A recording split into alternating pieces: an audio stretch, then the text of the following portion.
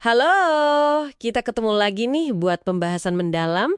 Kali ini kita bedah bab 12 dari The Success Principles-nya Jack Canfield. Judulnya Bertindak Seolah-olah atau Act as If. Yap, act as if.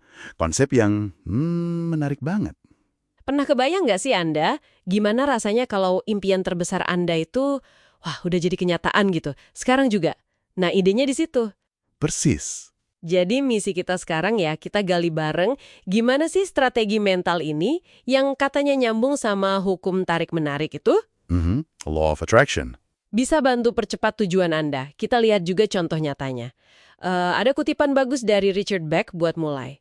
Untuk terbang secepat pikiran, Anda harus mulai dengan tahu bahwa Anda sudah sampai. Gimana tuh? Dalam ya, intinya gini. Bertindak seolah-olah itu ya soal menciptakan kondisi mental dan emosional.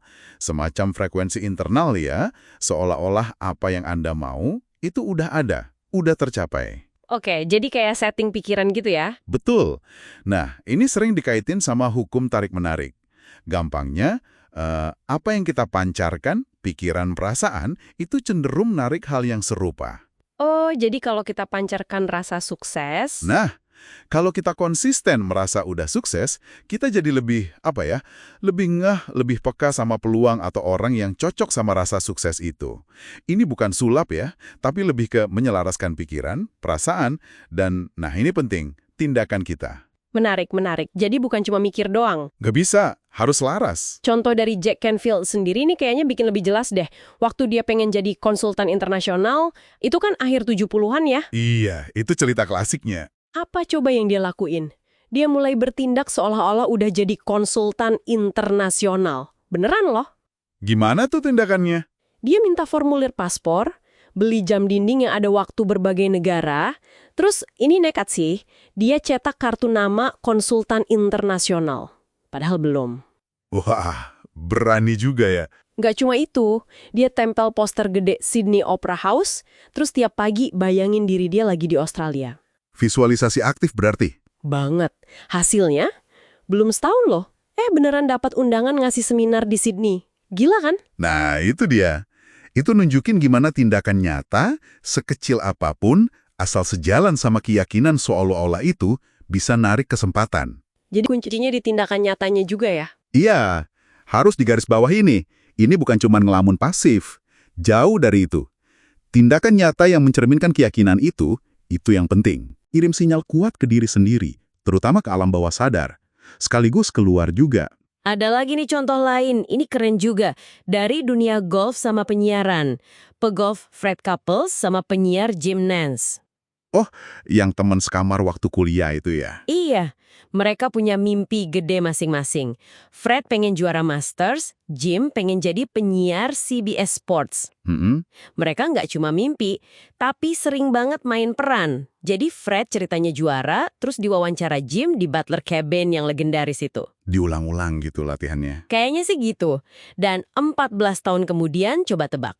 Kejadian beneran. Persis, adegan yang mereka latih itu kejadian plek. Ini nunjukin gimana cetak biru sukses yang ditanam lewat latihan berulang, penuh keyakinan, bisa jadi kenyataan. Kekuatan repetisi dan keyakinan ya. Nah, selain contoh tadi, buku ini juga kasih ide seru nih buat melatihnya.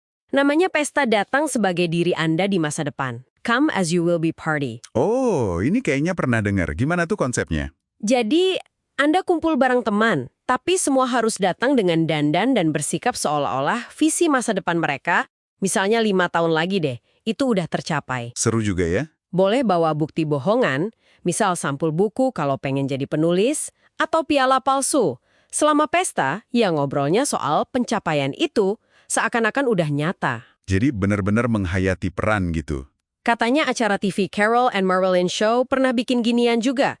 Lengkap pakai paparazi palsu, wawancara bohongan. Sampul buku palsu yang mereka bawa waktu itu beneran terbit loh akhirnya. Wah, luar biasa. Nah, kenapa sih cara kayak pesta ini bisa efektif? Kenapa tuh? Karena ini menciptakan pengalaman emosional yang kuat. Kan seru tuh, jadi nempel di ingatan. Kayak nanam program sukses di alam bawah sadar kita. Oh, jadi main di emosi sama alam bawah sadar ya? Iya, kalau udah terprogram gitu, kita jadi lebih ngah sama peluang, lebih gampang nemu ide kreatif, dan kadang emang kayak narik orang atau sumber daya yang pas buat bantu kita. Jadi kayak magnet gitu ya? Bisa dibilang gitu. Tapi, ini penting banget buat Anda ingat ya. Ini salah satu alat bantu yang kuat memang. Tapi ini bukan pengganti kerja keras, perencanaan, belajar, disiplin, dan hal-hal lain yang jelas dibutuhkan buat capai tujuan besar. Oke, dicatat. Jadi bukan jalan pintas instan ya? Sama sekali bukan. Ini pendukung. Sip. Jadi kalau dirangkum nih, langkah praktis buat Anda, pertama, bayangin dengan jelas banget gimana rasanya. Kelihatannya kalau udah sukses, libatkan semua indera kalau bisa. Visualisasi yang mendalam. Kedua, mulai bertindak kayak orang sukses itu. Sekarang, ini bukan soal pamer atau boros ya, tapi lebih ke sikap, ke niat di dalam hati. Sikapnya yang penting. Iya, tunjukin rasa percaya diri. Berani minta yang Anda mau, dan berani juga nolak yang nggak sesuai. Punya mindset kalau segala sesuatu itu mungkin, ambil resiko yang udah dipikirin matang-matang. Rayakan kemenangan kecil juga penting tuh. Betul. Rayakan progres sekecil apapun. Bahkan cara kelola uang, nabung atau berbagi, tapi pakai pola pikir orang yang udah merasa cukup, udah sukses. Jadi lebih ke being daripada having di awal ya. Nah, itu dia. Intinya, bertindak seolah-olah tujuan udah tercapai, itu kayak alat setel mental yang kuat. Buat nyamain getaran internal Anda, pikiran, emosi, sama realitas sukses yang Anda pengenin. Biar ketarik lebih cepat ke hidup Anda. Jadi ini pertanyaan buat direnungkan nih untuk Anda. Coba deh, bayangin sejenak, kalau Anda udah jadi versi diri Anda yang paling sukses itu. Gimana cara Anda mikir, merasa, dan bertindak yang beda? Hari ini, perubahan kecil apa yang paling terasa? Pertanyaan bagus tuh. Dan sebagai penutup, mungkin ini agak provokatif ya. Selain cuma bertindak seolah-olah, ada nggak satu tindakan kecil tapi nyata yang bisa Anda lakukan hari ini juga? Yang benar-benar sejalan sama diri Anda yang udah sukses itu? Sekecil apapun nggak masalah ya. Nggak masalah. Mungkin kirim satu email penting yang dari kemarin ditunda. Atau riset kecil soal langkah selanjutnya. Atau sekedar berdiri sedikit lebih tegak pas jalan. Memulai itu kuncinya. Mulai aja dulu. Yap. Sekian dulu pembahasan mendalam kita kali ini ya. Sampai jumpa lagi.